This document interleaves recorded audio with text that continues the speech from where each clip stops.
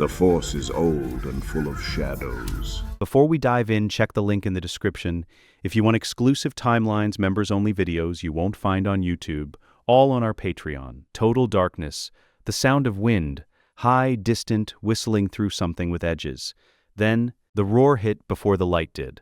Repulsor engines working hard against atmospheric resistance. A percussive, bone-deep vibration that Rex recognized the way a man recognized his own name. Not through thought, through the body. He was awake. Not the way he'd woken up for the last 30 years, which had been a slow surfacing through aching joints and bad dreams, and the particular silence of a camp on Selos where the wind never really stopped. This was the other kind, the kind from before, snap-rigid, hands moving, body ahead of the mind. His right hand closed around nothing. The trigger grip wasn't there. His fingers swept the empty space where a DC-17 should have been holstered and found air. And in that half-second of absence, his brain ran every possible tactical interpretation. Ambush, stripped, prisoner, before it caught up with what his eyes were already seeing. The inside of a LAT/I gunship. Fresh.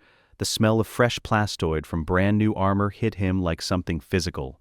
Under it, hydraulic fluid sealing compound from the fuselage welds, the faint sweetness of a ration bar someone had opened 3 seats down. The gunship rattled and shook, and it was all exactly, perfectly, impossibly young. His hands were young. Rex looked down at them in the red interior light of the descending gunship and couldn't move for a full second. No calluses in the right places, no white scar on the knuckle of the left thumb from a separatist blade on Salukami. The skin sat too smooth against the inner surfaces of his gauntlets. Phase 1 plastoid. The proportions of a body he hadn't lived in for decades returned to him all at once like a word in a dead language he'd somehow never forgotten. 20 years old. He was 20 years old. The sound reached him in pieces. Fives laugh, sharp, delighted, 3 notes up and a descending exhale.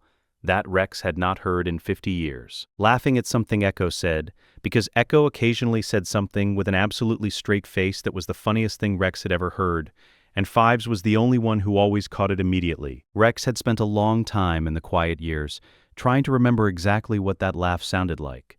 He hadn't remembered it correctly. It was better.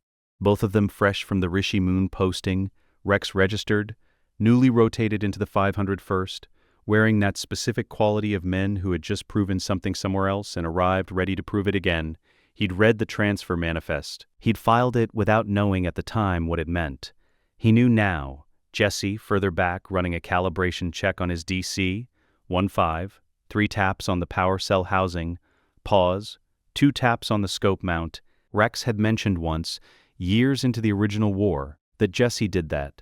Jesse had looked at him blankly and said he had no idea what Rex was talking about. 3 taps, 2 taps. From a section further forward, the 212th troopers folded into the mixed landing formation at Christophesis. Cross-unit arrangements being common in large-scale drops, he could hear Boyle's voice arguing with Waxer about something stupid. It was always something stupid. They had been arguing about something stupid for as long as Rex had known them, right up until the moment one of those arguments was cut short, and there was no answer, and Rex had kept walking because stopping wasn't an option. And they're alive. The thought landed differently than he expected. Not relief. Something rawer than that, something that moved through his chest like water through a cracked hull. Rex pressed his back against the hull and breathed. He had 70 years of professional discipline to draw on. He used all of it. He brought his breathing down through pure habit, the combat respiratory pattern drilled until it was involuntary, and he made himself look forward. Anakin Skywalker, 19 years old, no scar bisecting his right eye, both hands moving as he talked to a staff officer, that characteristic gesture, fingers splayed, tracking the shape of an idea through the air, and Rex could see from across the gunship the barely contained energy of a man who thought faster than the room around him, and hadn't yet learned to slow down. Rex had known every version of Anakin Skywalker that had ever existed. He had served under the best of them and witnessed the worst of them, and stood at the end with the full accounting of what all of it had cost. A boy of 19, already running a war. Rex had never seen it quite that way before. He made himself look further forward. Ahsoka, 14 years old. Montrals not yet grown to their full curve. sitting apart from the clone section with the deliberate posture of someone working very hard to appear settled. She was watching the battle through the viewport with wide eyes that she narrowed each time a trooper glanced her way, and Rex could see, because he had watched this specific person's face across enough years to know every frequency of her expression, that she was afraid and refusing to be. Something in his chest made a sound it didn't have a name for. The pieces assembled themselves the way tactical information always did, not with drama, with precision. The gunship, the armor, the crystal reflections fragmenting through the viewport as they dropped through Christophsis's upper atmosphere. Fives alive, Echo alive, Jesse, Ahsoka at 14, which meant this was the beginning, which meant 22 BBY, the first descent. The first contact. He knew this battle. He had fought this battle in a body that now seemed to belong to someone else. He knew the layout of the lower city's crystal corridors. He knew where the Hailfire battery was prepositioned on the western approach. He knew which landing zone they were currently cleared for, and he knew precisely what was going to hit it. His hands had stopped shaking at some point. He hadn't noticed when. The gunship bucked from a near miss, and the squad went sharp. Weapons up, eyes moving, every man checking his neighbor and then looking to the front. Looking to their captain, they looked at Rex. 70 years of habit. He gave them nothing to worry about. Not the performed calm of a young officer trying to project authority. The real thing. The stillness that came from having already lost everything once and having made his decision about what that meant. He stood. Listen up. The voice came out steady. It always came out steady. We're changing the LZ, setting down 40 meters north of the designated drop point. I've got a sensor read on droid prepositioning that command missed. There was no sensor read. There was memory. On my call, we go out fast and low and push immediately to the crystal corridor on the left flank. I'll route you through it. Any questions? No questions. There never were. The gunship banked north. 7 seconds after their skids touched down in the new position, a Hailfire missile hit the original landing zone with a concussion that rolled through the crystal street and fogged the air with atomized rock dust. Where 53 men would have been standing, there was a crater 3 meters deep. From the 212th's adjacent landing position, Boyle stared at it. Rex was already moving. He called the fire sectors without consulting the tactical overlay, routing the squad through the crystal corridor he remembered as the one that gave a clean enfilade angle on the approaching B2 column. He put his 2 best shots at the corridor mouth. He called the suppression timing 2 seconds early, because 2 seconds was the difference between a B2 raising its weapon arm and not. The B2 column rounded the corner into the worst position it could have chosen. The first contact lasted 90 seconds. When the corridor fell quiet and the last droid hit the crystal floor in pieces, Rex turned. Anakin had landed in the second wave and was standing 20 meters back, not moving, watching Rex with an expression Rex hadn't seen on him in a long time. Not suspicion, not admiration. The look of a man recalibrating something he thought he already understood. Rex held the look for a moment, then he turned back to the corridor. "Move up," he said. "We're not done. 0 casualties." That night they held a position in the lower city, a natural alcove carved into a crystal formation twice the height of a gunship, its walls catching the distant fires and scattering them into cold prismatic light that moved when the wind moved. The squad slept in shifts, Fives asleep with his helmet in his lap, the way he had always slept, the way Rex now understood he would always sleep until suddenly he couldn't anymore. Jesse running a quiet diagnostic on a salvaged droid comlink. Echo cross-referencing the day's engagement data with the tactical overlay, because Echo didn't stop working just because the shooting had. Rex sat alone at the back of the alcove, out of the firelight's reach. He held his Phase 1 helmet in both hands and looked at it. Captain's blue on fresh white plastoid. Unworn. It hadn't earned its scratches yet. Hadn't been field repaired 6 times. Hadn't been held together on one campaign by a sealant job Kix did in the dark while Rex kept saying he was fine.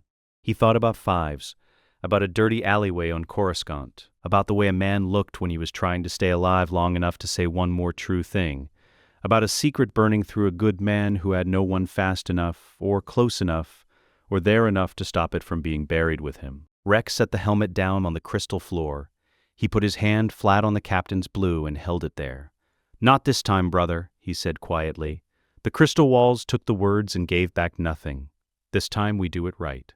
The Hailfire droid crested the northern ridge at dawn and opened fire before anyone on the command net had time to name it. Rex wasn't surprised. He'd moved the forward position 30 meters back from the ridgeline before second watch ended, citing a structural fault in the crystal foundation that didn't exist. There was no fault. There was memory. The original position took the opening salvo at full force. The crystal spire that had anchored their left flank simply ceased to exist, replaced by a cloud of white fragments that cut the air like thrown glass and rained down across 50 meters of empty ground. Ground where 53 men would have been standing. Jesse, flat beside Rex behind the new cover, watched the original position disappear. He was quiet for a moment. "Lucky," he said. "Move up," Rex said. "Northern corridor." Now, they moved. By mid-morning, the lower city had become a problem in geometry. Loathsome's ground forces advanced the way they always advanced. Methodical, patient, indifferent to their own losses, B-1 columns in staggered formation eating forward through the crystal streets, absorbing Republic fire, trading a dozen droids for every meter of ground while the Hailfire tanks worked the high positions and kept the clone squads from holding elevated cover for more than a few minutes at a stretch. The Kirkoidan didn't need his droids to win individual engagements. He just needed them to keep walking until the ammunition ran out. In the original war, it had nearly worked. Rex ran the ground campaign like a man solving a problem he'd already solved, because he was. He knew which crystal corridor collapsed under sustained hailfire and which ones absorbed it. He knew the blind spot in the B2 sensor array, a 40-degree dead zone on the left flank created by the physical bulk of their own chassis, and he routed his flanking fire teams through it with a precision that looked like instinct, and wasn't. He knew that Loathsome would push his reserve column through the eastern market plaza at the third hour of engagement, confident the choke point was impassable, because Loathsome always pushed his reserve at the third hour and always assumed the choke point was impassable. Rex had 3 troopers in the market plaza at hour 2. When the reserve column arrived, it arrived into a crossfire from positions it had no tactical reason to anticipate. The column dissolved. The ammunition held. Commander Cody, coordinating from the 212th position 2 sectors north, came over the command net at hour 4 with a GAR command directive: consolidate defensive lines, hold until the naval situation resolved, do not commit to offensive action without authorization. Rex acknowledged the directive, marked it received, and did not follow it. He wasn't proud of that. Disobeying a direct command from a superior officer wasn't something he did lightly. The version of Rex who had grown up in Kamino's training halls would have found it almost physically impossible. But that version of Rex hadn't spent 3 years watching what happened when clones held defensive lines, because command said to hold and command was wrong. He committed to offensive action. He took the Eastern Crystal District in 40 minutes with 6 fire teams and 0 casualties and sent Cody a position update after. Cody's response came back in 4 words. "Explain this, Captain Rex."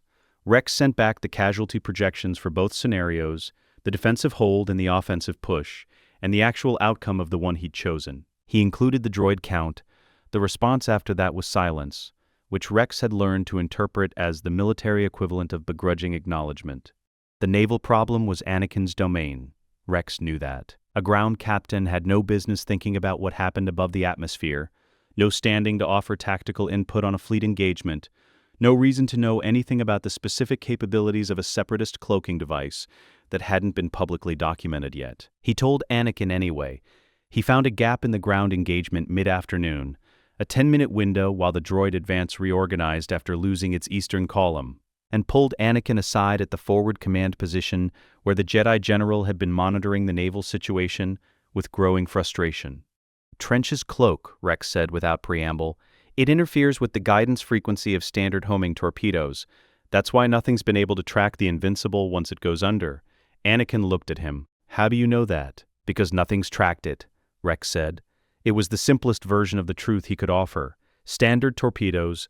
Every attempt, the cloak is doing something to the frequency. It's not perfect stealth. It's signal disruption. He paused. Analog guidance wouldn't have the same problem. Old systems. Pre-war navigation protocols. He's never had to defend against something that doesn't rely on modern targeting. Analog guidance. Anakin said it like he was testing the weight of it. His eyes went somewhere else briefly. That specific look Rex recognized as the moment Anakin's mind took an idea and began disassembling and reassembling it at speed. The focused intensity of a 19-year-old who happened to think faster than anyone Rex had ever served with. That's not in any of the intel packages. No, Rex agreed.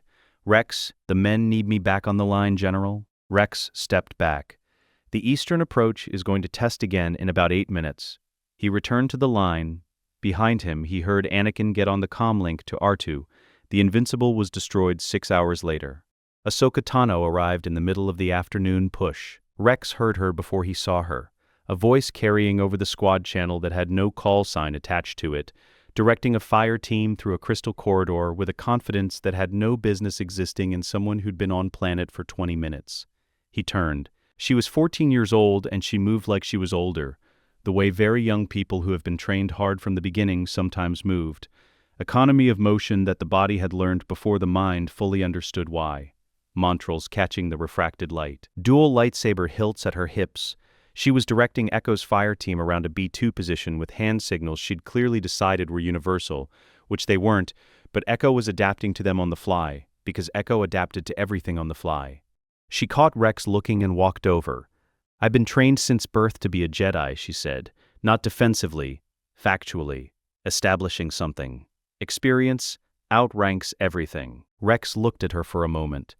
The version of this conversation he remembered, she'd said it to establish herself, to push back on his skepticism before he'd even voiced it, because she was 14 and she'd been assigned to a unit that didn't ask for her and she knew it. "I was about to say the same thing, Commander," Rex said. "Experience outranks everything." She blinked. It was a very small blink. She recovered fast, always recovered fast. But he caught it. He'd said the words back at her in a tone that wasn't mocking and wasn't deferential either. Something in between. A veteran acknowledging a principle without conceding a position. "You're CT-7567, she said. "Captain Rex. Anakin's, General Skywalker's. People told me you've been running the ground campaign on intuition." "Intel," Rex said. "Intel nobody else has." "Good intel," Rex said. She studied him with the focused expression he recognized as her working something out. The Force-assisted perception that she'd never quite learned to conceal when she was young. He'd watched her use it on enemies and allies alike across too many years to count, and he knew what it meant when her eyes went slightly unfocused and her head tilted a fraction to the left. She was feeling for something in him, something she'd caught a signal of and couldn't fully read. He let her look. He kept his surface calm and his eyes steady, and gave her exactly as much as he meant to give her, which was, "I am not what you're expecting, and I am not a threat to you." Whatever she found, it didn't resolve into something she could name. He could tell by the way her expression settled, not satisfied, not alarmed. Curious, the specific curiosity of someone who had encountered a question they intended to come back to. "Where do you need me?" she asked. Rex pointed at the western corridor where the next B2 push was going to come from in approximately 4 minutes. "There," he said, "and stay behind the second crystal formation, not the first. The first one's going to come down." She looked at the first crystal formation, which appeared structurally sound. She looked back at Rex. He was already walking away. "Welcome to the 501st, Commander Tano," he said without turning around. "Try not to get killed on my watch." He heard her behind him, not words, just the sound of movement as she went where he'd pointed. He didn't look back because he couldn't. Because if he looked back and saw her at 14, going toward a fight she had no idea would one day cost her everything the Jedi Order owed her, he wasn't sure his face would stay arranged correctly. The first crystal formation came down 4 minutes later, exactly as he'd said. She'd been behind the second one.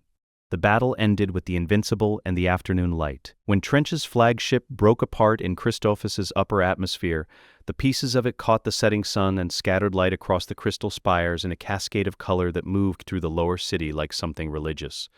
The droid advanced, stuttered, the central control signals degraded. B1 units began cycling through error states, standing in the middle of crystal streets with their vocabulators repeating status requests to a ship that no longer existed to answer them. Rex walked through them and didn't bother drawing his weapon. Anakin found him that evening running the after-action numbers alone at a salvaged command table in the held district. The Jedi General sat down across from him with the easy informality that Rex had once found surprising in a Jedi and now recognized as one of the truest things about him. "You want to tell me," Anakin said, "how you knew where the Hailfire battery was pre-positioned before our own scouts reported it?" Rex didn't look up from the datapad. Lucky guess.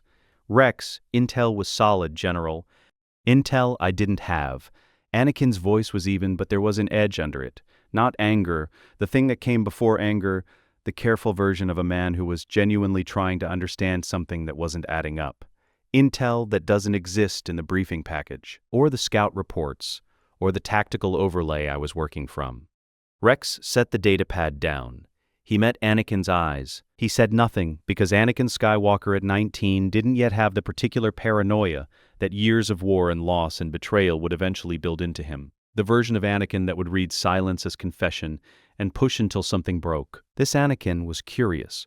He wanted to understand, not to catch. It was one of the things Rex had loved about him once, before understanding stopped being enough. "Don't question outcomes," Rex said finally. "The men are alive, the blockade is broken. Whatever I did today, it worked." Anakin was quiet for a moment. He looked at the datapad, at the casualty numbers that weren't there, at the column of zeros where losses should have been and historically had been. Then he stood. At the doorway, the half-collapsed crystal archway that separated this room from the street, he turned back. He looked at Rex with the expression he'd worn all day, the recalibrating one, the look of a man who had encountered something that changed the shape of a framework he'd trusted without knowing he trusted it. "You're different," he said. Not an accusation, not a question, an observation made by someone who paid attention to things. Rex held his eyes. "Yes, sir," he said. Anakin waited in case there was more. There wasn't. After a moment, he walked out into the crystal street, and the refracted evening light took him. Rex looked down at the datapad. 0 casualties, 2 days, an entire armored advance broken on the ground, a naval blockade destroyed in orbit, and not one name to add to the list he'd been carrying for 50 years. He picked the datapad back up. He noted the position numbers, the supply status, the rotation schedule for second watch. He did the work the same way he always did the work, because the work didn't stop and he didn't stop with it. But somewhere under the discipline, something loosened by a fraction. "It's working," he thought. "Hold the line. Keep moving. It's working." 3 weeks is a long time to be the most dangerous man in the Republic without anyone knowing it. Rex spent those weeks doing what he'd always done, running his men, filing his reports, attending briefings where colonels told him things he already knew, nodding in the places where nodding was expected.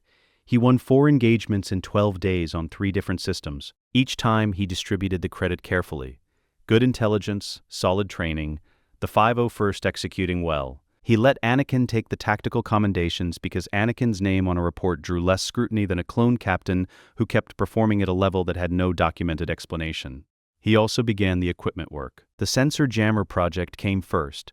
Salvaged droid frequency emitters, repurposed and calibrated to the B1 command band. He framed it as a field modification developed after Christophsis, which was technically accurate since Christophsis was where he'd decided to start doing it. The helmet governor removal he attributed to a training doctrine update he'd implemented on his own authority, which was within his discretion as a captain. The extended power packs he worked into the standard resupply request under a line item for non-standard ammunition and energy cell testing. All of it was real. All of it would help his brothers fight and survive. None of it was what kept him awake. For 3 days, Rex sat with the question of who to tell and how. He ran the list of names the way he ran everything, methodically, without sentiment interfering with the assessment. He thought about who his brothers had been before the war made them into its instruments. He thought about the moment aboard the Venator when Ahsoka had put his own extracted chip in his hand, and he'd had to reckon for the first time with how close he'd come to executing the woman who was showing him his own cage. He kept arriving at the same 3 names. Kix, because without Kix's hands and Kix's knowledge, none of the rest of it was possible. Fives, because Fives had found the truth once before on his own and died for it in an alleyway with no one fast enough to catch him. And Rex would not watch that happen twice. Echo, because Echo's mind, precise, methodical, capable of holding 12 variables simultaneously without losing any of them, was the thing that would turn evidence into proof, and proof into something the galaxy couldn't ignore. On the 4th day, Rex put in a maintenance request for hull inspection of the Resolute's portside engineering corridor. The request moved 3 troopers to exterior work for a 4-hour window and left the interior maintenance bay officially uncrewed. He sent a single coded word to 3 comlinks. Assembly. The maintenance bay smelled of coolant and old metal and the particular staleness of a compartment that recycled its own air. Rex locked the blast door behind the last of them and turned to face 3 men who had followed that single coded word into an unsupervised room without asking why, because they trusted him with their lives. He let that sit in his chest for a moment. Then he began. "There are devices in our heads," he said. implanted during development on Camino. Every clone, every one of us. He watched their faces. He'd spent 3 days thinking about how to say this, and had arrived at the same conclusion each time. There was no version of it that wasn't going to hit like a structural collapse. The only variable was whether he softened it first or didn't. He hadn't. Fives' eyes moved. What kind of devices? Behavioral modification biochips, embedded near the hypothalamus. They've been there since before any of us could think. Rex reached into his kit and laid the reconstruction schematics flat on the work surface. 4 days of drawing from memory, every technical detail he'd absorbed from years of post-war conversations with veterans who had also lived through the extraction and the reckoning. They're on standby, always, waiting for a specific signal transmitted through the holonet. Waiting to do what? Echo said. Rex looked at him, then at Fives, then at Kix, who was already looking at the schematics with the focused expression of someone who had decided to treat this as a medical problem until he knew more. There's an order, Rex said. A command sequence. When it's transmitted, the chips activate. They override conscious thought. Moral reasoning, emotional memory, they leave one directive. He paused. Not for effect. Because even now, 50 years and a second lifetime later, saying it out loud cost him something. Kill the Jedi, every Jedi on every front, executed by the troops they command in a single moment. The maintenance bay was very quiet. Every one of us, Rex said. Every single brother. In a moment. That's not. Five started. I know. That's not possible. We wouldn't. I know what you are, Fives. Rex met his eyes and held them. I know exactly what you are, and I know what they did to us. The quiet stretched. How? Echo's voice. Flat and precise, the word stripped of everything except its function. How do you know this? Rex had prepared several answers to this question. Partial truths, plausible cover, the version where he claimed intelligence sources, the version where he claimed Caminoan documentation he'd found, the version where he said he'd seen symptoms in the field that led him to investigate. He'd built all of them carefully over 3 days, and he stood in front of these 3 men and discarded all of them at once. Because I watched it happen, he said, and then I had 60 years to think about what I should have done differently. That landed differently than the chip revelation had. The chip revelation had produced shock, refusal, the immediate forward lunge of Fives' mind toward a way to disprove it. This produced something else, something stiller. Kix spoke first. He hadn't taken his eyes off the schematics. If there's a device in our brain tissue, I need to see imaging. He looked up. His voice was the voice he used when a patient was critical and emotion was a variable he didn't have capacity for. Do you have imaging? I can get it. Then get it. Kix set the schematic down flat with the careful precision of a man controlling his hands by deciding to. Because if you're right, if this is real, every one of us is a loaded weapon pointed at the people we're supposed to protect. Rex looked at him. Yes, he said. That's exactly right. Kix spent 4 days with the schematics.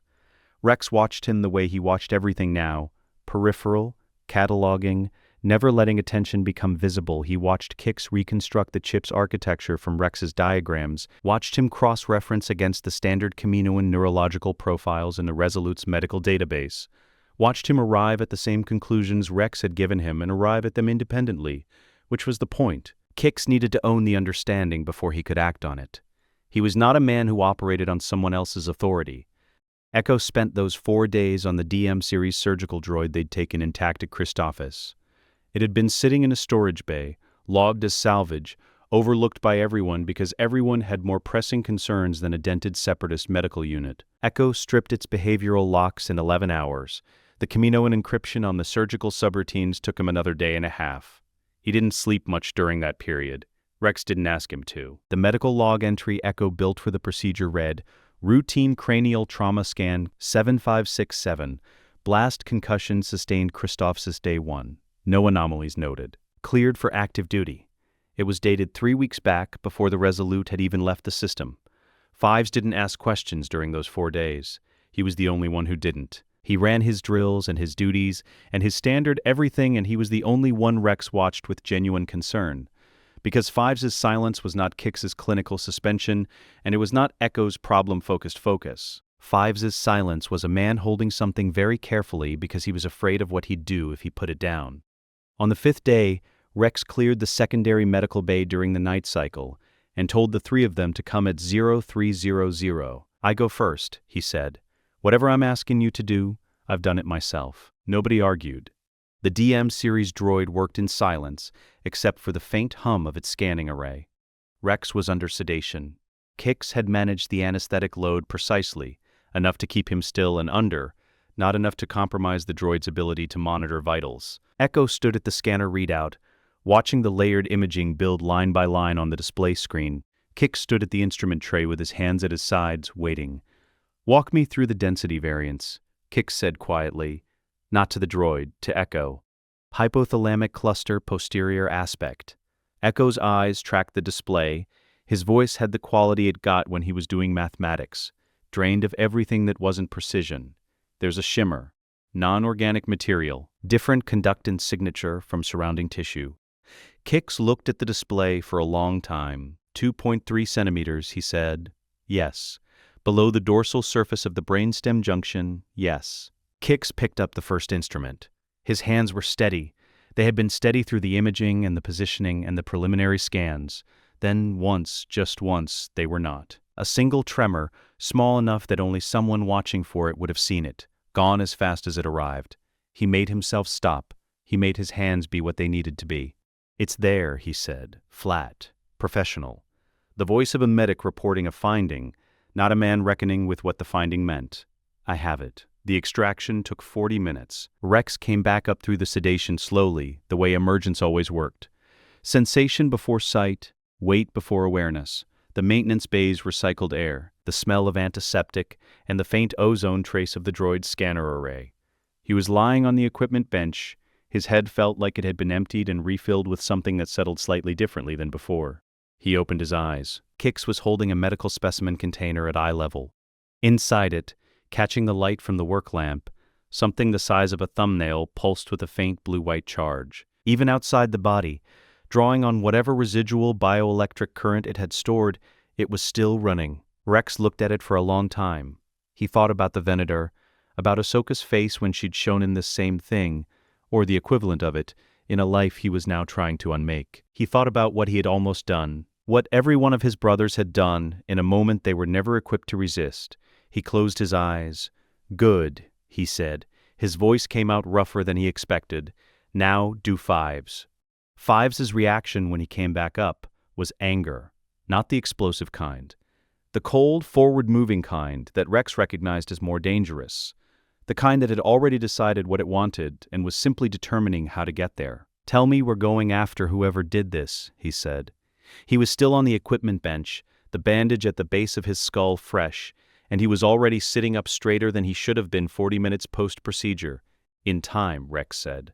"Rex, right now we're building the tool." Rex met his eyes. "Not swinging it yet. You swing it before it's ready, you break it." "Understood." Fives held the look. His jaw worked. Then he nodded once, the single sharp nod that meant he'd accepted something he didn't like. Echo's reaction was different. He came up from the sedation the way he did everything, efficiently, with the minimum of transition. He lay still for a moment, then turned his head and looked at the specimen container holding his chip with the expression he used when confronted with a data set that contradicted a foundational assumption. He ran the numbers out loud. "How many clones?" he said. "All of them," Rex said. 3 million and growing. Echo was quiet. "How many operations? In the original timeline, how many campaigns did we run with these things in our heads, making us compliant enough to never ask?" He stopped. "Were we ever?" The sentence didn't finish itself. "You're yourself right now," Rex said quietly. "That's not an answer to the question. It's the only answer that matters today." Rex kept his voice steady. "Who you were before today is a question for another time when this is done. Who you are right now is standing here, knowing the truth, deciding what to do with it. That's you, Echo. That's all you." Echo looked at the specimen container for a long moment. Then he picked up the schematic and went back to work, because Echo's version of grief was finding the next problem to solve. Jesse took longest to come back up from the sedation. When he did, he lay still for several minutes with his eyes open and his face doing something complicated and private. Rex watched him and didn't speak. Jesse would find his way to wherever he was going without being guided. When Jesse finally sat up, his face was arranged again. Professional. Present. "What do you need me to do?" he said.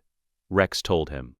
12 extractions over 3 weeks, each one catalogued in Rex's mind with the same precision he'd maintained since Christophsis.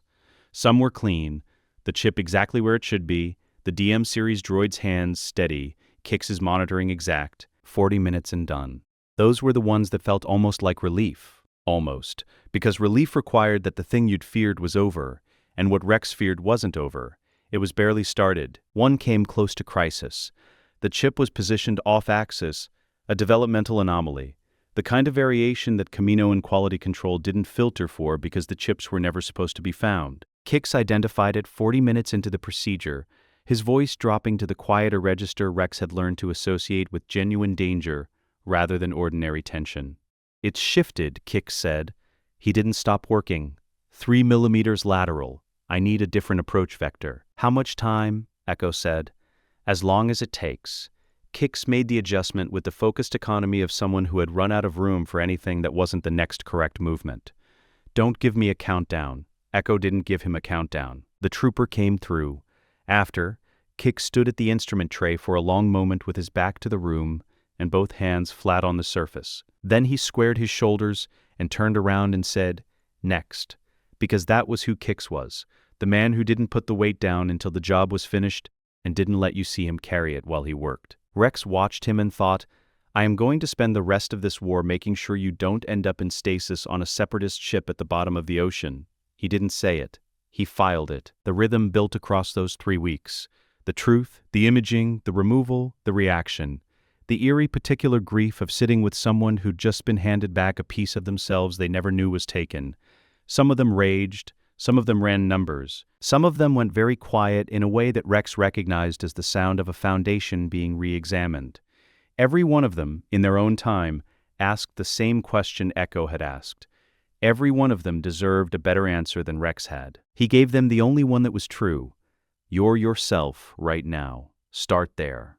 He never told anyone what he named it. It felt presumptuous, naming a thing that was still mostly in front of him, still mostly undone, still measured in the distance between 12 chips removed and 3 million that weren't. But the name came anyway, the way names for things came when you've been carrying them long enough that they needed somewhere to live. Operation Clarity. Rex sat in his bunk on the 3rd week and looked at the roster he'd built. 12 names, 12 chips and specimen containers filed under false diagnostic codes in the medical bay's archived records. 12 men who were now, in some functional sense, free to be exactly who they'd always been without knowing they hadn't been. 12. He thought of the number that remained, the impossible number. 3 million brothers still carrying the thing in their heads, like an undiscovered charge, still running operations and following orders and trusting the Republic and the Jedi and their captains to be what they claimed to be. He thought of the alleyway on Coruscant. He thought of 5s. He put the roster away and went to check on second watch, because the work didn't stop, and he didn't stop with it. 12 down, he thought, walking the corridor of the Resolute with the stars moving past the viewport in silence. Keep moving. 47 brothers freed. Rex had been running the count since Christophsis, updating it the way he'd always maintained a tactical ledger, precisely, without sentiment interfering with the arithmetic. 47 chip removals across 8 months of covert operation, working through the constraints of a 4-person surgical team, a single reprogrammed medical droid, and the absolute requirement that nothing look like what it was. 47, out of the entire 501st Legion, he had run the numbers on how long it would take to clear the full unit at the current rate. The answer was not an answer he could live with. Rex called the assembly on a Tuesday, ship time, during the maintenance window between 1400 and 1800, when the Resolute's operational tempo dropped to its lowest point, and the duty rosters had the most flex in them.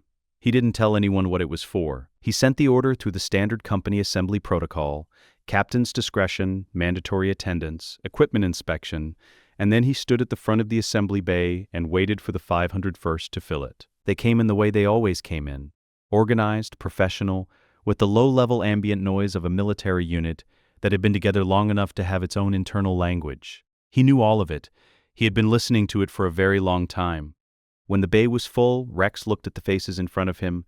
He looked at 5s and Echo near the left edge, who had been alive since Christophsis and who had no idea, when they'd rotated into this unit, what they were walking into. He looked at Dogma, young, chipless now for 2 weeks, still carrying the specific unsettlement of someone whose foundational certainties had recently been revised. He looked at Hardcase and Jesse, and the medics and the scouts, and the men whose names he could recite from memory, and the men whose names he'd had to relearn, and the men whose faces he'd carried in his chest for 50 years.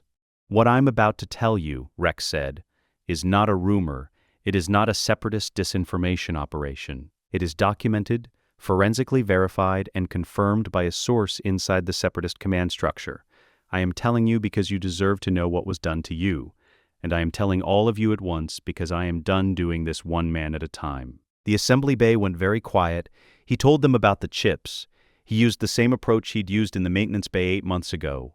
Factual, in sequence, no dramatics, but scaled for an audience of 231 rather than 3, which meant he had to manage the distributed processing of a room full of men encountering something that restructured the ground beneath everything they'd built their identity on. He watched it move through the assembly the way a seismic event moved through material. Not uniform, not simultaneous, each man hitting the same point on a slightly different schedule and registering it differently based on what he'd built on top of it. He told them what the chips were, where they sat, what they were designed to do. He told them about Order 66 without calling it by its number, because the number belonged to a future that hadn't happened yet, and he wasn't ready to use it. He described instead what had happened in his original timeline, a single transmission, on a single day, and every clone trooper in the Grand Army turning on the Jedi generals they'd served beside for years, executing them on whatever ground they'd been standing on, whether that was a forward operating position, or a capital ship, or a meeting room in the middle of a sentence. "Every one of us," he said, in a moment, without being able to stop ourselves. The assembly bay absorbed this. Then Hardcase said from the third row, "How?" Not "how is that possible?" Not "I don't believe you." Just how? The question of a man who had already run the preliminary calculation and needed the next input. "Bioelectric signal from the chip to the hypothalamus," Rex said. "Overrides voluntary motor control and rational processing, leaves one directive." He paused. "We were designed to be a weapon that didn't know it was a weapon, because a weapon that knows what it is can choose not to be used." Another silence. Jesse spoke from the left flank. His voice was the voice he used when he was very carefully not letting anything into it. "You said forensically verified. 23 extractions documented by our own medic with independent confirmation from 3 forensic specialists at the Coruscant Medical Institute. Physical chips in evidence storage, imaged and analyzed. The documentation has been building for 8 months. Rex looked at him steadily. "It's real, Jesse." Dogma was standing 2 rows back. Rex could see him working through something, the specific internal movement of a man whose processing ran on certainty, encountering a piece of information that made his existing certainties conditional. In the original timeline, Dogma had killed Krell out of conditioned loyalty, which was the kind of loyalty that looked like devotion and functioned like a trap. This Dogma had had his chip out for 2 weeks and was still finding the edges of what that meant. "Sir," Dogma said. The word came out the way it always did from Dogma, instinctive, automatic, and then he caught it and something shifted in his expression. "You said we deserve to know, but you've known for 8 months. "Yes. Why now?" Rex looked at him. "Because I needed to build the tools before I could use them. Because telling you the truth before I could offer you the extraction would have been cruelty. And because I've run out of time for careful." The assembly took another moment. Then 5 said from the left edge, very calmly, "When do we start?" Kix did not sleep for 4 days. Rex did not ask him to, because asking would have implied Rex had authority over the choice Kix was making. And Kix's choice was not an order being followed. It was a man who had been extracting behavioral modification devices from his brothers one at a time for 8 months, in secret at significant personal risk, encountering the sudden availability of the full scale of what he'd always known the problem was, and responding to it the only way Kix responded to anything: by working. The DM series surgical droid ran continuous cycles. Rex arranged 2-hour shifts of voluntary subjects, prioritized by tactical role, squad leaders first, then section commanders, then specialists, then general infantry, the order based on the principle that the men most likely to be in a position of authority when Palpatine eventually gave the order needed to be free to refuse it. The process that had taken 40 minutes for the first extraction was down to 32 minutes per procedure after 8 months of repetition. Kix had mapped the variations and compensated for all of them that could be compensated for. He moved between subjects with the specific focused economy of a man who had decided that rest was a problem for a later version of himself. Rex watched him between administrative duties and thought, in the original timeline, Count Dooku had you taken because you were the one who might expose this.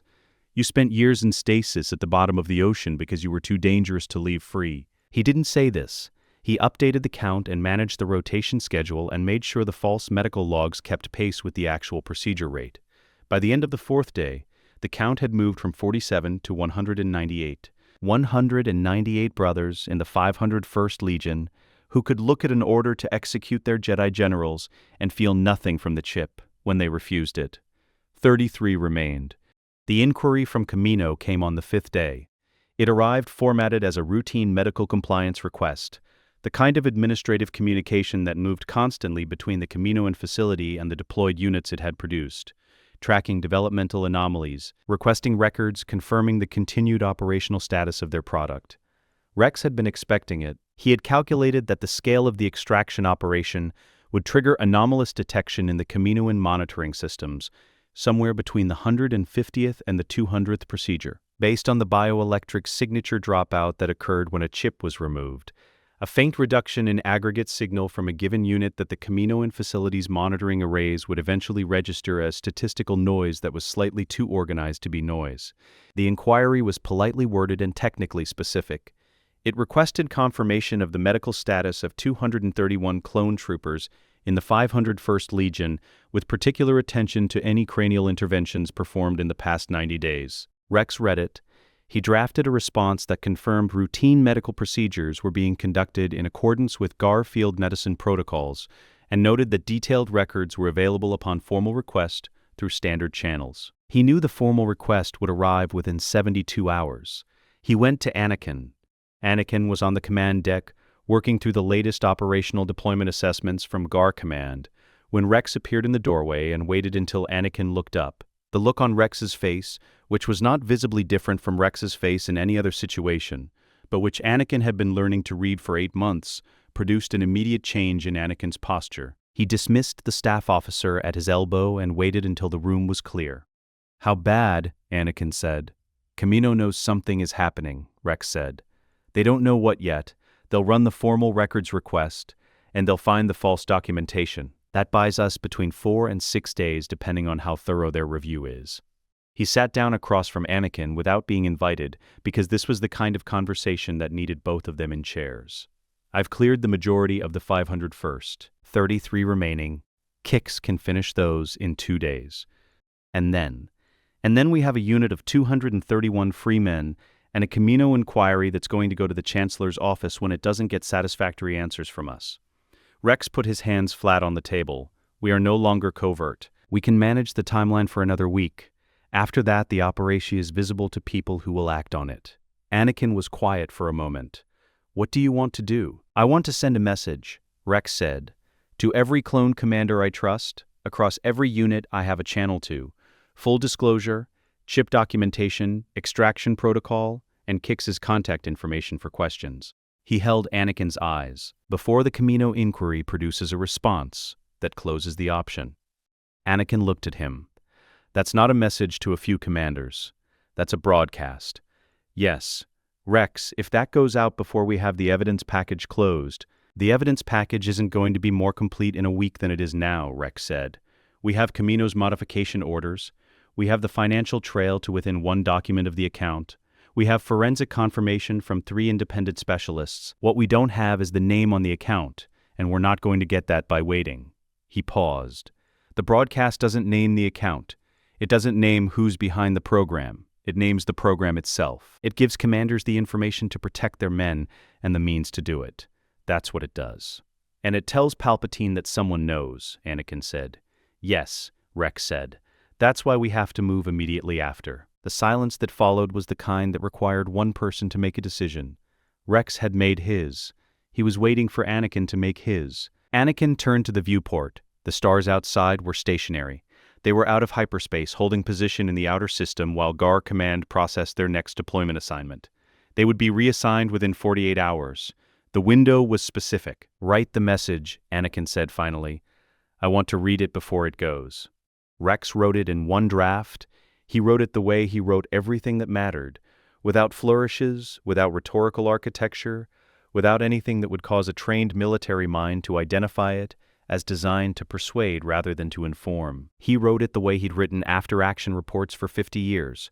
Fact, sequence, conclusion, recommendation. Brothers, what follows is documented, verified, and provided to you as information you are entitled to have. He described the chip, he described its location, its function, its activation mechanism. He attached Kix's extraction procedure as an appendix, with the equipment specifications and the surgical parameters and the false medical log codes that had been keeping the operation clean. He attached 3 reference numbers for the forensic analysis completed by the Coruscant Medical Institute. He attached sample imaging from the original extraction, the density variance, the hypothalamic shimmer, the bioelectric signature that read clearly against surrounding tissue once you knew to look for it. The device in your head will, when activated by external signal, override your ability to choose. It will make you execute an order you would not otherwise execute. You have the right to know it exists. You have the right to have it removed. Contact Kix, Connecticut, 6116 501st Legion through the encoded channel attached.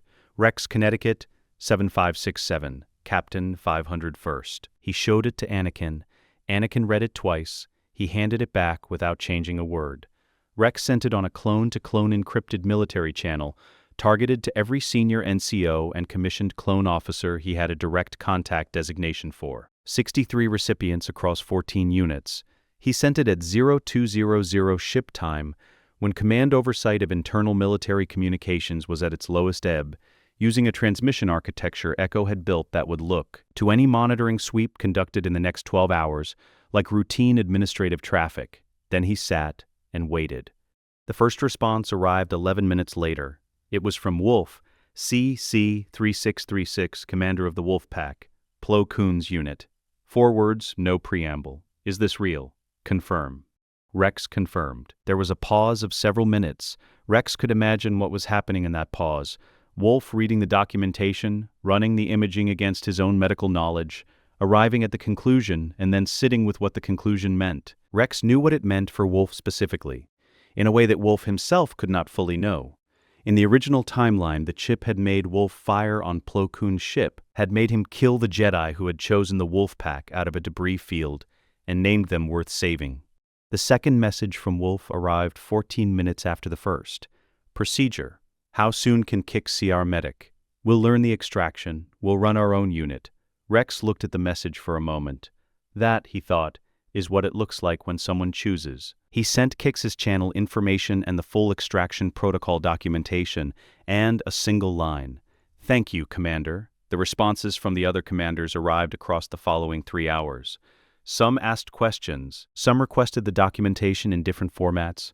Some went silent, which Rex interpreted as not denial but the particular silence of men processing something that required more than 11 minutes. 3 sent back one-word confirmations that read as close to gratitude as a clone officer's professional vocabulary allowed.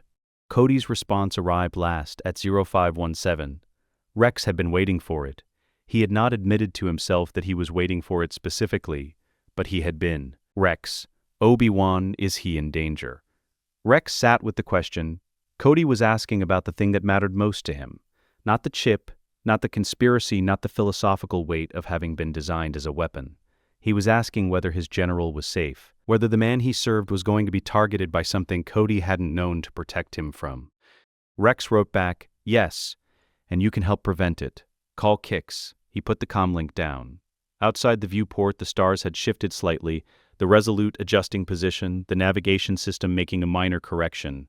The ship didn't know what had happened aboard it in the last 8 months. It just kept moving, indifferent and enormous, carrying 231 men who had just found out what they were and decided to be something else. Anakin appeared in the doorway. Palpatine will know by morning, Anakin said. Yes, Rex said.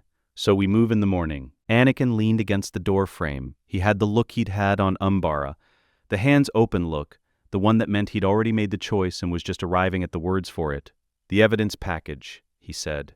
How close? 1 document, Rex said. Echo's been tracking it for a week. He'll have it. And if he doesn't, Rex looked at him. Then we go with what we have, and it's enough. Anakin was quiet.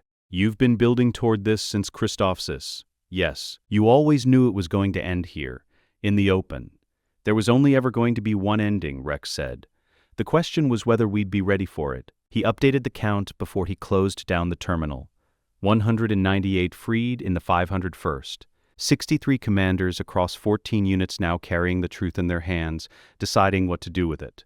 33 brothers still to go, Kix already back at work on the morning's rotation. The covert phase was over. Rex put on his helmet and went to find Fives. The summons from the Jedi Council arrived at 0630, 2 hours after the Camino inquiry had been formally escalated from a routine compliance request to a priority flag routed through the Chancellor's office. Rex noted the timing. It was not a coincidence. The two communications had been generated from the same underlying trigger. The broadcast, moving through military channels at a speed the Kaminoan monitoring systems had not been designed to contain, and they had produced two separate institutional responses that would, if not managed correctly, collide in a way that destroyed the operation before it could complete itself. He acknowledged both. He told Anakin about both. Then he went to find Echo. Echo was in the signals bay, which he had effectively claimed for his own use over the past 3 months, without anyone formally objecting, because the results had been consistently useful and clone intelligence had learned not to ask questions about methodology that produced results. He had 3 displays running simultaneously and was working across all 3 with the particular focused quiet of a man who had reduced the problem in front of him to its essential components and was now executing against each one in sequence. He looked up when Rex came in. He looked back at the center display. 1 hour, Echo said. Rex sat in the only other chair in the bay and waited. 53 minutes later, Echo detached a data chip from the primary interface port and held it out without ceremony. RC 7731, Echo said. The account is a standing discretionary fund, established under the Chancellor's authority, designated for expenditures not subject to Senate oversight or GAR audit access. The tyrannous payment structure, the 3-transfer sequence for the Kaminoan modification, appears in the account's outgoing transaction history as a classified infrastructure investment, dated 8 months before the first clone batch reached viable development stage. He paused. The account authorization signature on the original fund establishment document is in the Republic's Executive Records Archive. It's public record. No one's looked at it because no one had a reason to cross-reference it against a Kaminoan modification contract that no one was supposed to know existed. Rex took the data chip. The signature, Rex said. Sheev Palpatine, Echo said. Chancellor of the Galactic Republic. Rex turned the chip in his hand. It was small, it weighed nothing. It contained the document that closed the chain from Palpatine's name to the thing in his brother's heads, and it had been sitting in a public archive for years because the chain it closed had been designed by someone who understood that the most secure hiding place for a secret was inside plain sight. Good work, Rex said. Echo turned back to his displays. The Tyrannus to Dooku connection is in the file also. Cross-reference from 3 separatist intelligence intercepts that GAR command had in archive and never connected because they didn't have the Tyrannus Dooku equation they do now. Rex stood. He looked at the data chip once more. Clean up your access logs, he said. Already done, Echo said. He found Anakin in the forward briefing room, working through the council summons language with the careful attention of a man trying to determine exactly how much the council already knew. Rex came in, closed the door, and sat across from him. Anakin looked at his face. You have it. Yes. The last piece. Yes, Rex set the data chip on the table between them. He looked at it for a moment, then he looked at Anakin. 8 months ago I told you I'd get to the name when we were ready. We're ready. Anakin's jaw tightened slightly. Tell me, Sheev Palpatine, Rex said. The Supreme Chancellor of the Galactic Republic is Darth Sidious. He is the Sith Master who orchestrated this war. He commissioned the inhibitor chip program through Count Dooku, whose Sith identity is Tyrannus, whose authorization signature is on the Kaminoan modification order. The financial trail runs from the modification payment through 8 shell structures to a discretionary fund that Palpatine established under his own signature 12 years ago. The full chain is documented. The briefing room was quiet. Anakin didn't move for a moment. Rex had expected rage, the immediate physical expression of it. The fists, the jaw, the instinct to stand and go. Instead, what happened was more specific than rage. It was the particular stillness of someone who had been afraid of something for a long time and had finally been told that the shape of what they feared was exactly as large as they'd suspected, and had been growing larger in the dark while they weren't looking. "I've been in rooms with him," Anakin said. His voice was even. That was the thing that told Rex how deep it went, the absolute evenness of it. "He's told me he's spent years telling me the Council doesn't understand me, that I'm capable of more than they can see, that he believes in me." He stopped. "I know," Rex said. He knew what I was afraid of. Yes, he was going to use it. "Yes," Rex said quietly. "That's what he does. He finds what people need most, and he offers it to them at a price they don't understand they're paying until it's already gone."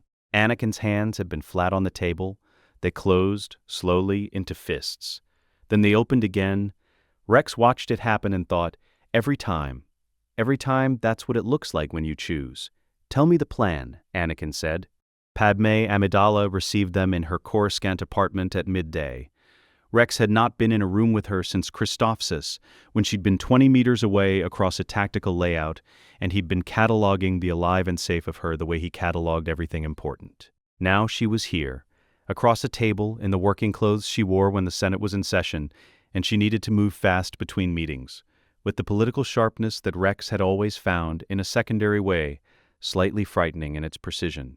She had been briefed. Anakin had told her in broad strokes months ago, before Rex knew about it, which meant Padme Amidala had been carrying knowledge of the chip conspiracy and the broader Sith infiltration for months, and had continued her Senate work without giving any of it away. Rex recalibrated his assessment of her slightly upward, which was something he hadn't expected to be doing given that his starting assessment was already very high. He laid out the plan. She listened without interrupting, which was the discipline of a politician who had learned that the most important information in a briefing usually arrived after the presenter stopped waiting for questions. "The evidence package releases simultaneously through 3 channels," Rex said. "A neutral journalist courier, someone whose independence from both the Senate and the GAR is documentable, the HoloNet Republic News overnight desk through a contact you'd have to provide, and a Senate emergency broadcast initiated from the floor." "I can initiate the floor broadcast," Padme said. She said it without hesitation, the way someone said a thing they'd already decided. "The emergency broadcast protocol requires a senator in good standing with documented evidence of a threat to the Republic's constitutional order. I have the standing. With what you've just shown me, I have the evidence." "The timing is critical," Rex said. "The broadcast can't go out before the strike team makes contact with Palpatine. If he sees the evidence package before the team is in the room, he runs. If it goes out after the team is already in contact, it prevents him from controlling the public narrative. He can't frame the Jedi as traitors if the evidence is already public before the engagement starts." Padme nodded. "You need a confirmation signal from the team, 30 seconds before they enter the office." She was quiet for a moment, working through something. "The Senate will be in session tomorrow morning. Emergency floor access is available to any senator presenting a constitutional threat declaration. I'll position myself for the broadcast before the session opens." She looked at Rex directly. "Captain, if this works, if Palpatine is taken into custody with this evidence public, the political fallout will last years. The reforms will be harder than the arrest." "I know," Rex said. "That's your work. Mine ends when the room is secure." Something moved in her expression. Respect, Rex thought, or the close relative of it. She looked at Anakin, a different look, the one that didn't need translation, then back at Rex. "I'll be ready," she said. The Jedi Council received them at 1600. Rex had been in the council chamber twice in his life, once in a memory that hadn't happened in this timeline, and now, 12 seats, 11 occupied, the afternoon light coming through the high windows in angled lines, Mace Windu at the apex, Yoda in his seat across, eyes already closed when they entered, hands resting on his gimmer stick, reaching through something that Rex could not feel but had learned to recognize in the specific quality of attention that preceded a Jedi Master's considered response. Anakin presented. Rex provided the documentation chain, when Anakin referenced each piece, handing datapads to the council member who requested them with the same professionalism he'd use in a military briefing. He spoke when spoken to. He did not apologize for the 8 months of covert operation or the 47-person to 231 expansion of the extraction program or the broadcast that had reached 63 commanders across 14 units. He answered questions factually and completely.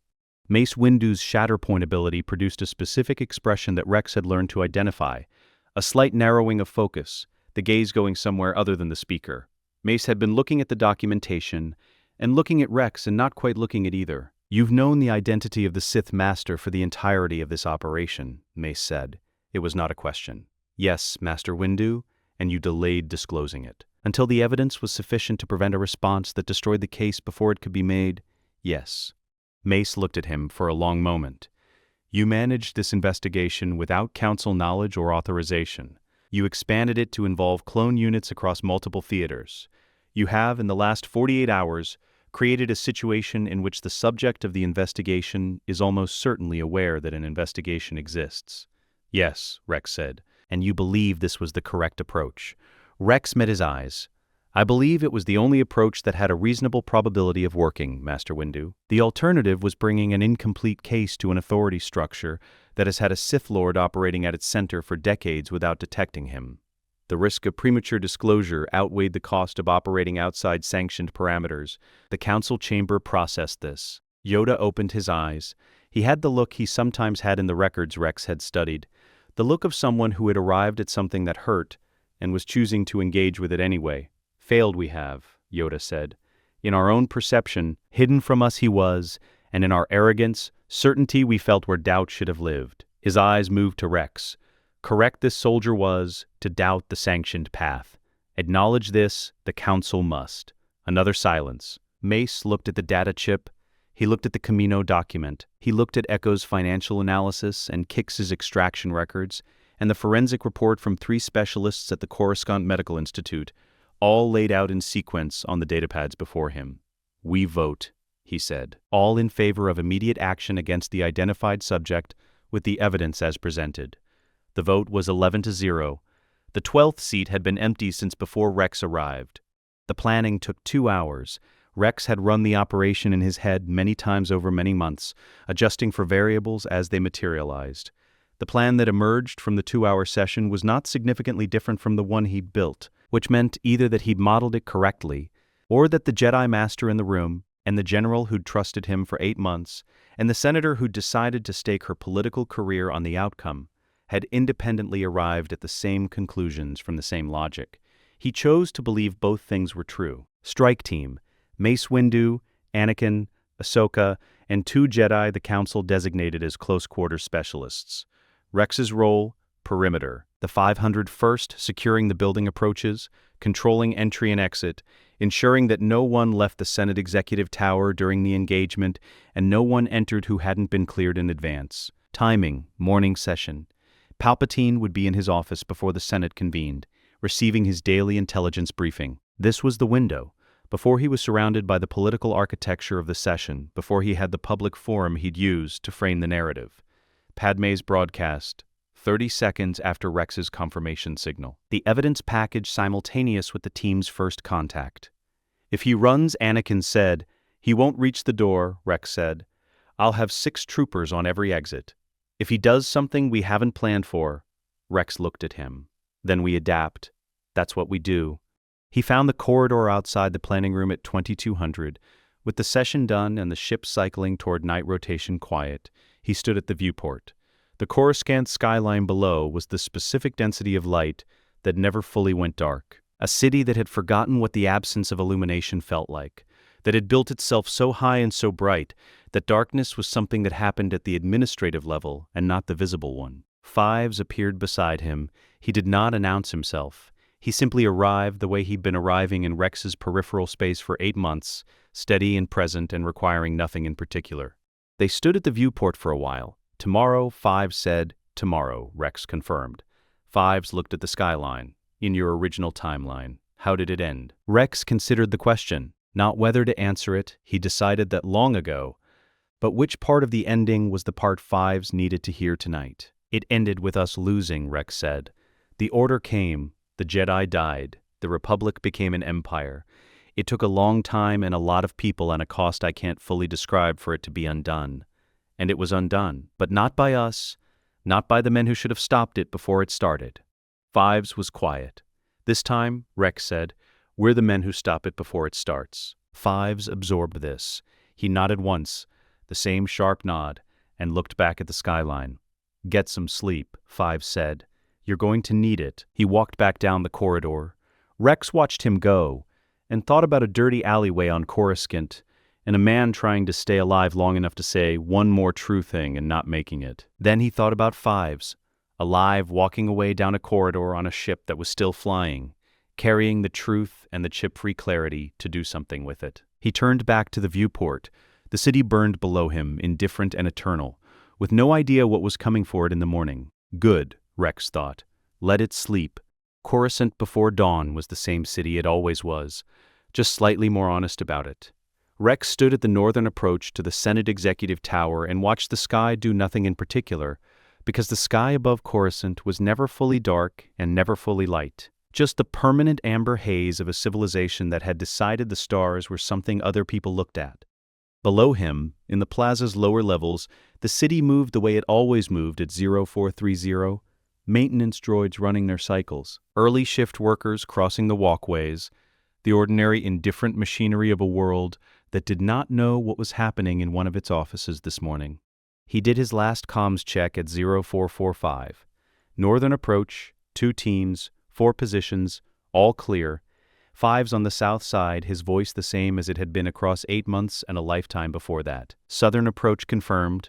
Echo, eastern corridor secured. Jesse, western gate. We're good, Rex. And from Boyle, CT, 1707 of the 212th, who had come through Cody when the broadcast reached Ghost Company, who had crossed units to join the operation because Cody had passed the truth to his men, and Boyle had been one of the first to respond. A single click, the acknowledgement code for Fire Team 4 on the lower plaza level. The teams were in position. 198 free men of the 501st, and a growing number of 212th volunteers holding a perimeter around a building that contained the most dangerous being in the galaxy, who had not yet had his morning briefing and did not yet know that this morning was different from all the mornings before it. Rex keyed the confirmation signal. 30 seconds. Padme's broadcast would begin in 30 seconds. The evidence package would enter 3 simultaneous distribution channels, and in 30 seconds the strike team would walk into Palpatine's office with the kind of irreversibility that didn't allow for reconsideration. He watched the entrance to the executive tower from his position, and he counted. At 0, he heard the doors open. He did not see them. He was 40 meters away on the approach perimeter, positioned correctly for his role, which was the perimeter. He heard the sound of the door mechanism on the comlink channel that Anakin had left open, not intentionally as a tactical decision, but because Anakin had never been the kind of commander who closed channels before going in, a habit Rex had been noting and grateful for across 8 months. The comlink stayed open. Rex listened. He heard footsteps on marble, the specific sound of the executive tower's floor. Rex knew it from the floor plans Echo had sourced, and the acoustic quality matched. Large space, hard surfaces, the natural reverb of a room built to project authority rather than absorb it. He heard Mace Windu's voice, level and formal, the voice Mace used for things that required that level of formality. He heard Palpatine's response. Not the words, not clearly. The comlink's audio was picking up room tone and ambient and the specific distance between the transmitter and the exchange. But the timbre was enough. Rex had heard that voice in briefings and corridors and formal occasions for 8 months. He knew the particular warmth it carried, the grandfatherly softness, the practiced quality of a performance so refined by repetition that it had stopped being a performance and become a second nature. He heard that voice change. One moment, the warmth, the surprise, the innocence. Then, something that had no warmth in it at all. The lightsaber ignition was unmistakable. One blade, a single crimson ignition, the distinctive harmonic of Palpatine's weapon coming to life. Then the response. The counter-ignitions of the strike team, blue and purple and the white-blue of Ahsoka's form. The distinctive chord of 5 lightsabers meeting air. Rex did not move toward the tower. He had been a soldier for his entire life, both of them. He knew exactly what it cost to hear a fight you weren't in while you were needed somewhere else. He had learned the cost, and he had decided in advance that the perimeter was worth it, and he held the line while the comlink painted him a picture he could not see. Movement on the northern approach. A Senate administrative aide, young, civilian, clearly responding to some alert from inside the building, came around the corner at a half-run and found 6 clone troopers in Phase 2 armor blocking the approach path. She stopped. She looked at Rex. "I need to reach the Chancellor's office," she said. "There's been a security alert. And protocol requires, building is under Republic military authority as of 0500 this morning," Rex said. "No entry or exit. You'll want to wait in the plaza. I don't have authorization for this. You can't just— Senator Amidala's office can answer questions about the authority structure, Rex said. You'll find her on the Senate floor. He looked at her steadily. The plaza is safe. Please move to the plaza. She looked at the troopers behind him. She went to the plaza. Rex turned back to the comlink. The lightning came at 0518. He knew it by the sound. The specific crackling discharge of force energy conducted through open air at volume, the quality that was not like a blaster's clean energy release, but something older and less controlled, something that had been refined across centuries into a weapon of absolute cruelty. He heard it hit something, and he heard the counter-deflection, Mace's blade conducting it, the sustained contact between a Sith Lord's full offensive output and the form that had been specifically developed to channel dark side energy back at its source. He heard two impacts. Bodies, not the floor, higher surfaces, the sound of mass hitting the wall or a desk or both. Two Jedi, down. Rex stood on the northern approach and held the line. He updated the perimeter status, checked in with Fives, checked in with Jesse, got clear signals from both. He managed the approach the way he had always managed everything, methodically, with full attention, not letting what was happening on the comlink pull his focus from the position he was responsible for. He heard Ahsoka through the comlink. Not words, the controlled breathing of someone in close quarters engagement who had pushed past the point of making unnecessary sound, the focused rhythm of a fighter pressing into attack, looking for angles, cutting off retreat. Two blades, the comlink catching the difference in pitch between her primary and secondary sabers. She was up. She was pushing. He heard the battle move. The acoustic profile of the comlink shifted. The reverb changing, the source of the largest sounds repositioning, which meant the engagement had crossed the office. The desk, most likely. The heavy furniture between the windows and the interior wall, where a man calculating escape routes would position himself if he was capable of calculating anything at all and willing to use the exposed position the windows provided. The windows. Rex had briefed this. He had specifically briefed this, the window scenario, the use of the city outside as backdrop, the specific political optic of a Sith Lord in apparent distress, at a window through which any surveillance system in range would capture footage that could be used to construct a narrative of Jedi aggression. He had told Anakin, he will try to use the windows. The moment he gets near them, he is constructing a story, not trying to escape. He heard Palpatine's movement toward the windows and the shift of sound and the change in lightning frequency. Closer to the exterior, the discharges taking on a slightly different resonance as they approached the transparisteel. Then he heard the shutters. Not a lightsaber sound, not a force lightning discharge, not a body hitting a surface. The specific mechanical sound of a window shutter system activating, the heavy armored shutters that the Senate Executive Tower's windows had been equipped with as part of a security upgrade 2 years prior, which Rex knew because Echo had researched the building's full infrastructure profile, and Rex had filed that specific detail in the part of his memory that held things he expected to need. Anakin had force-sealed the shutters, 30 centimeters of blast-rated armored plate, meeting in the center, removing the window from the equation entirely. Rex heard the change in the engagement immediately after. The lightning stopped having anywhere to go except the room. The room continued being a room. The Jedi, who had spent their entire lives learning to operate in enclosed spaces, closed the gap on a man who had spent his entire life positioning himself advantageously relative to exits and witnesses and the political architecture of any space he occupied. He heard the most intense weapons exchange the comlink had transmitted since the engagement began. 5 seconds of it. 6. Then something different. Not a strike landing, but a binding, the sound of controlled restraint applied at close range. Force suppression binders made a specific mechanical sound when they engaged. Rex had heard it in the armory demonstration 3 days ago. Then, silence. Not the silence of ending, the silence of transition. The specific quiet that fell over a space where a fight had concluded and the conclusion was still being processed by the people in it. Rex knew the difference. He had stood in enough silences of both kinds. He waited. Anakin's voice came through the comlink.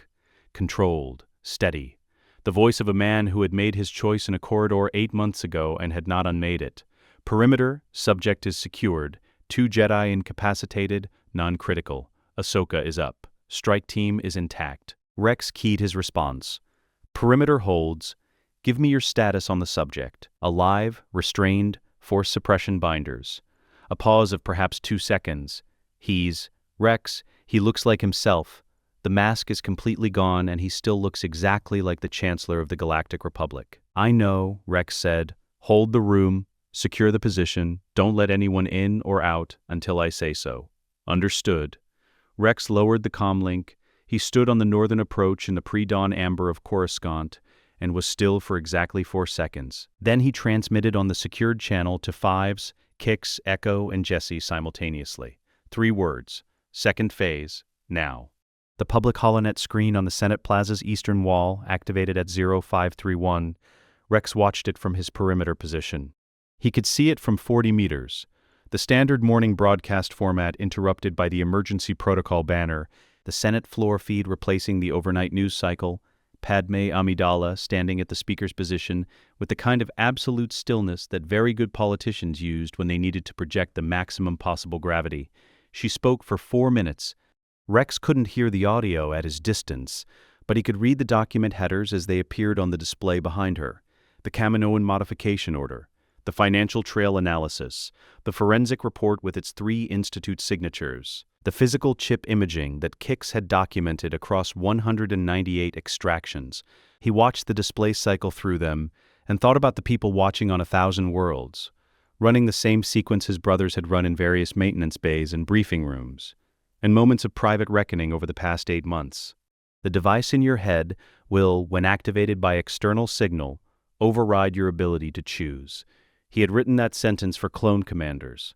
Padme was saying something different with the same substance, for senators, for civilians, for the billions of people across the Republic who had no specific understanding of what a behavioral modification biochip was, but who would understand, once they'd seen the footage, what it looked like to have one removed, and what the man who just had it removed said about what it had felt like. Nothing. They felt nothing because they were never supposed to know it was there. The plaza below him was beginning to fill. Early shift workers stopping, maintenance droids pausing in their cycles, a handful of senators who had been moving toward the building, rerouting toward the public screens instead, pulled by the emergency banner and staying for what it contained. Rex watched a senator he didn't know stand in the plaza with a datapad in his hand and the datapad forgotten and his eyes fixed on the screen. He watched the Senate floor feed cut to Anakin's recorded statement. Rex had been in the room when it was recorded 3 days ago, and he watched Anakin's face on the public screen with the particular strangeness of seeing something you'd witnessed live rendered into broadcast. Anakin spoke for 6 minutes. He described everything. He named himself. He named the dates and the operations and the evidence chain and the name at the end of it. The plaza went very quiet. Rex held the perimeter for 4 hours. The political chaos came in waves, which was what it always did.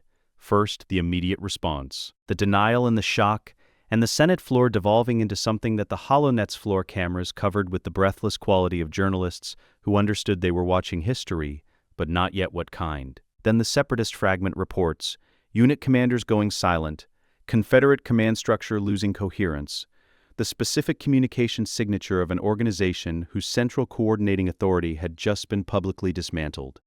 Count Dooku's name appeared on the HoloNet at 0800 as a person of interest in a Republic criminal investigation.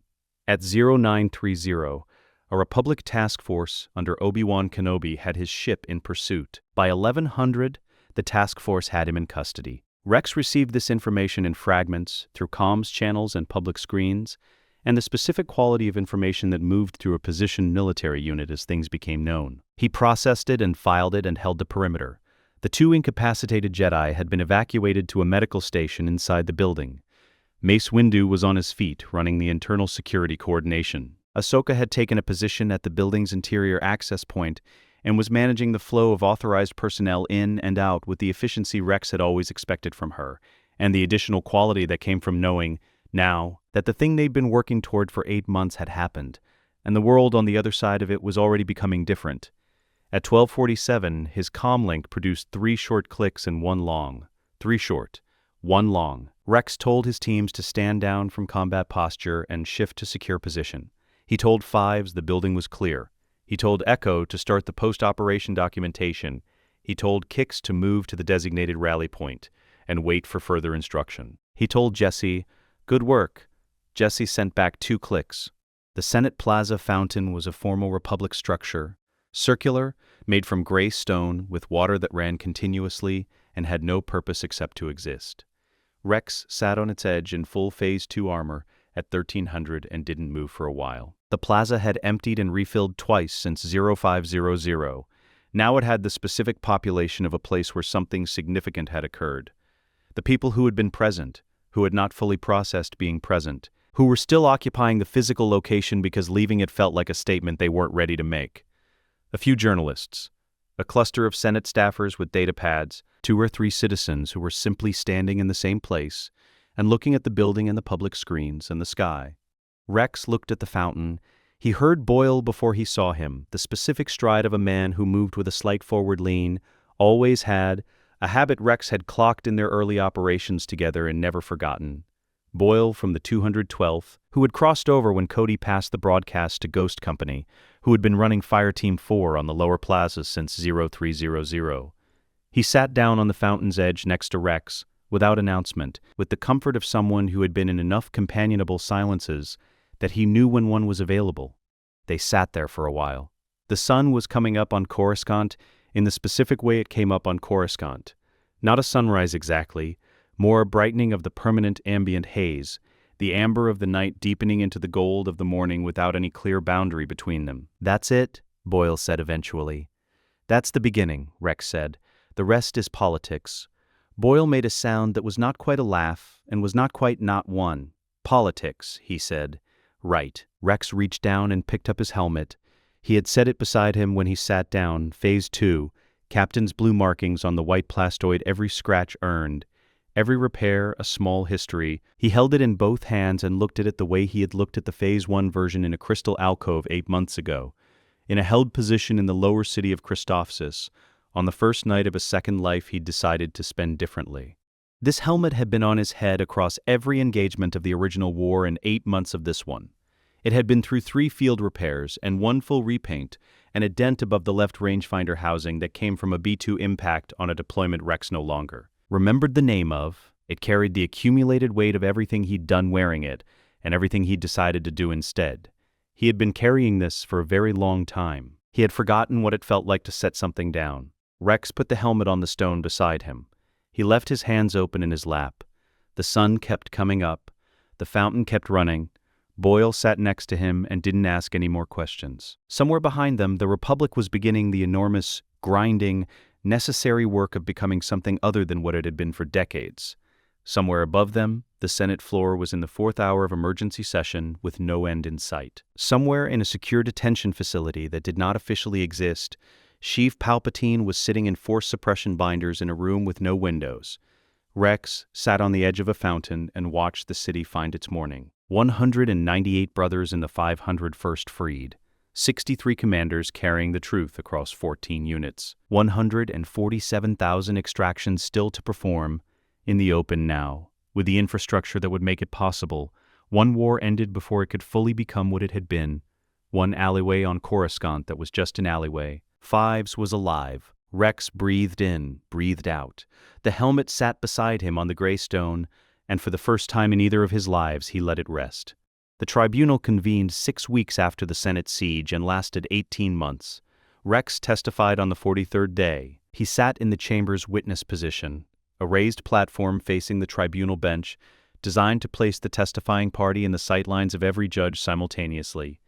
And he answered questions for 4 hours without referring to notes because he didn't need notes. He had been carrying every detail he was asked to provide for longer than the tribunal had existed as a concept.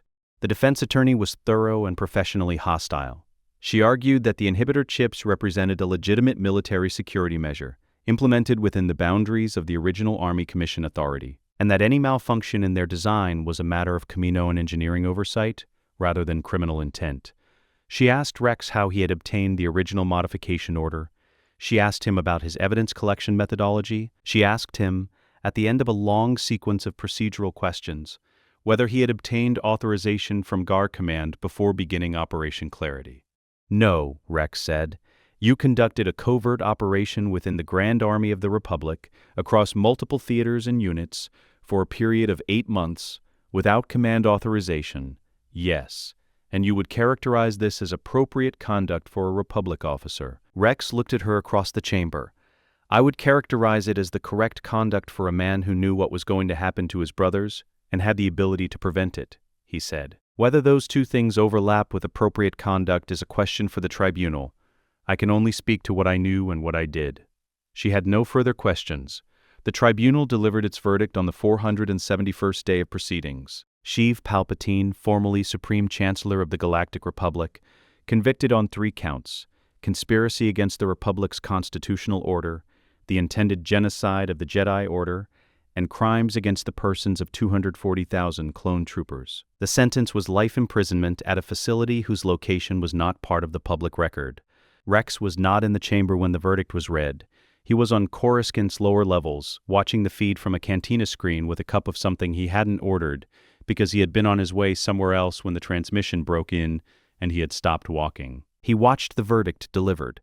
He watched Palpatine's face, which did not change. He watched the chamber respond, the specific, disorganized sound of 2,000 observers processing something simultaneously. Then he finished his walk to wherever he'd been going, and he kept working. The world rebuilt itself in pieces, the way worlds always did. Padme Amidala had spent the tribunal months drafting the legislative framework that would eventually become the Clone Sentience and Rights Act. Imperfect, contested, 3 years in the making, going less far than it should, and further than anything the original timeline had produced. Rex read the final text when it passed. He noted what it got right and what it missed, and filed both assessments in the part of his mind he'd designated for things he couldn't personally fix and would have to trust others to continue. Anakin's marriage became public record the moment his tribunal testimony required him to explain his motivations, which required him to explain his fear, which required him to explain what he had been afraid of losing. The Jedi Council's initial response was what it had always been. Yoda's response to the Council was the thing that ended the argument. The twins arrived safely. Anakin was present. Their names were Luke and Leia, offered without hiding to a galaxy that was still deciding what it was going to do with itself. Rex received a brief message from Anakin the day the twins were born. It said, "2, both healthy, Padme is fine. I thought you should know." Rex sent back, "Good, get some sleep." He meant it. Operation Clarity took 1 year after the Senate siege to complete. The infrastructure that had been 4 people in a maintenance bay with a reprogrammed surgical droid became an officially sanctioned GAR medical program. Staffed by Kix and a team of 32 properly certified medical droids, operating out of a facility on the Resolute and 3 rotating medical frigates, the false log entries stopped being necessary. The Kaminoan monitoring systems stopped being a threat to manage. The procedure that Rex had run as a covert operation for 8 months became something that happened openly, on schedule, at a rate that climbed as the team refined the methodology and the equipment and the post-operative protocols. Rex updated the count every week. The number moved the way large numbers moved, in increments that felt insufficient against the scale of what remained. And then one day the remaining number was small enough to see the end of it, and then the remaining number was very small, and then it was 1. The last extraction took place aboard a medical frigate in Coruscant orbit on a Tuesday. Rex was there because he had been at the first one, and he intended to be at the last one, which was not a principle he had articulated to anyone and did not need to articulate. He stood in the medical bay and watched Kix work. The trooper on the table was barely 20 years old in biological years. Born during the war, he had known nothing but war.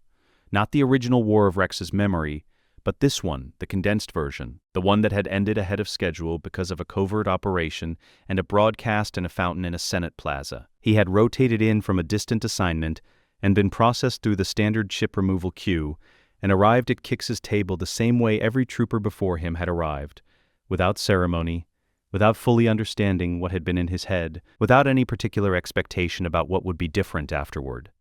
Kix worked with the economy of someone who had performed this procedure 146,999 times before this one. His hands knew the depth and the angle and the extraction pressure. He had stopped narrating the steps to an assistant 8 months ago because he had internalized them past the point where narration added anything. He worked in silence except for the faint hum of the scanner array and the even breathing of a man who had decided long ago that the correct response to an enormous task was to keep performing it until it was done. The chip came out. Kix placed it in the specimen container, 147,000th container in a documented chain of custody that would eventually be presented at a historical archive on Coruscant, and set it on the tray. The trooper came up from sedation in the same stages Rex had observed across 2 lifetimes of watching it, Sensation before sight, weight before awareness. He opened his eyes. He looked at the ceiling of the medical bay. He looked at Kix. He looked at Rex.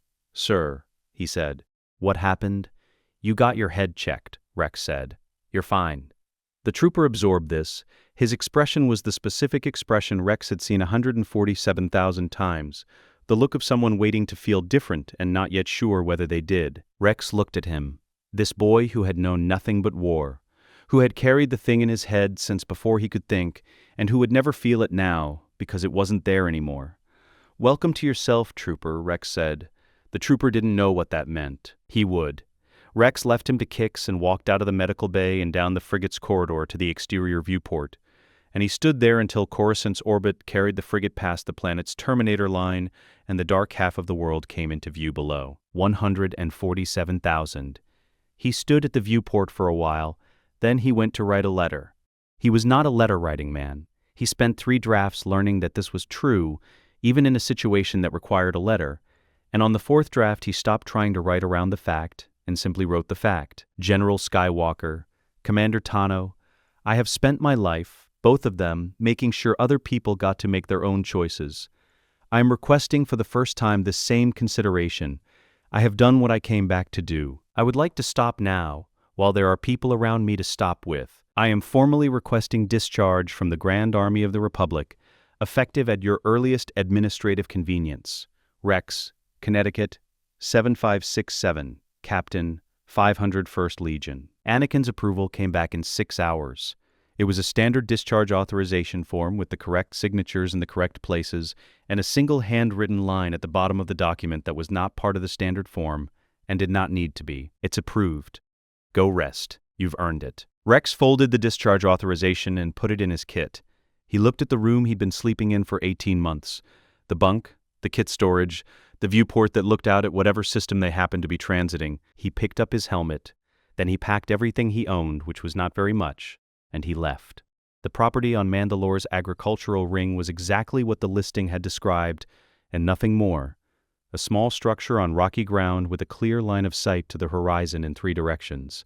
The 4th direction was a low ridge that blocked the wind from the west, which Rex had identified in the survey as either a problem or an asset depending on the season, and had decided was probably an asset. 5s arrived 2 days after Rex did, with no announcement and a single bag and an expression that said he had also been looking at discharge paperwork and had made the same calculation. "Room for one more?" 5 said from the doorway. "Come in," Rex said. Kix arrived a week later. Echo the week after.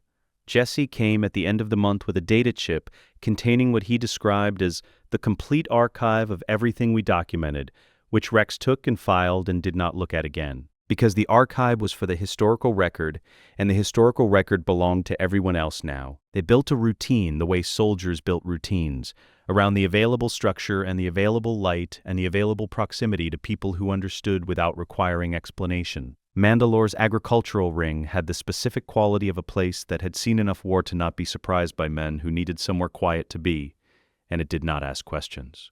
Wolf came 6 months later. He appeared at the door in the early evening without warning. Rex had not seen him since the operation, had not been in contact except for the formal post-operation communication that went through guard channels. Wolf looked the way he always looked, like a man who had been somewhere difficult for a very long time and had decided to stop performing a recovery he hadn't finished making. "I heard you had room," Wolf said. Rex looked at him. He thought about Plo Koon's ship, about a chip activating and a good man in an impossible position, and the specific way Wolf had responded to the broadcast. Is this real? Confirm. With the urgency of someone who had already been afraid of something he couldn't name, and had just been given the name for it. "I do," Rex said. "Come in."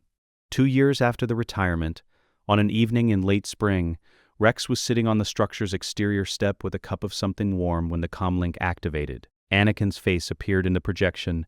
Older than Rex had first seen him in that gunship over Christophsis.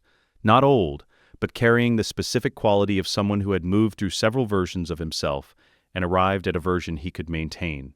Beside him, Ahsoka. Not his Padawan anymore. The formal rank had taken time to negotiate, because institutions were slow, but she carried what she'd become the way someone carried something they'd earned themselves. "Rex," Anakin said. He was smiling. The particular smile Rex had filed away on the first morning of this second life, the one that had existed before everything went wrong, and that Rex had not been sure would survive the experience of everything going right instead. "How's Mandalore?" "Quiet," Rex said. "I'm recommending it." From inside the structure, Fives' voice carried through the open door, something about dinner, the specific intonation of a man who had asked the same question several times and was escalating his approach. Kix's response came back dry and precise and unbothered. Jesse and Echo were arguing, which they had been doing for a month, about something that Rex had already determined was not a serious argument, but the kind that meant everything inside was fine. Ahsoka laughed. She had always been able to hear things through walls. "Sounds like the 501st. Remnant," Rex said. "Just the good parts." A pause.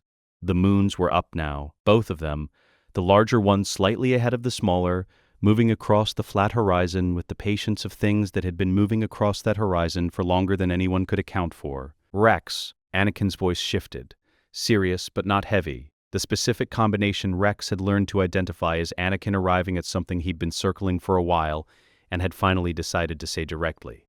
"Thank you. I've been meaning to say it properly." Rex looked at the moons. "Don't thank me," he said. "I owed you this. I owed all of you this. You didn't, I did." He paused. "I watched it happen once. The right choice was to fix what I could fix. That's all this was." "Rex, that's not." Ahsoka started, with the particular tone she used when she intended to make a point she considered important, and was prepared to be patient about it. "Go on," Rex said.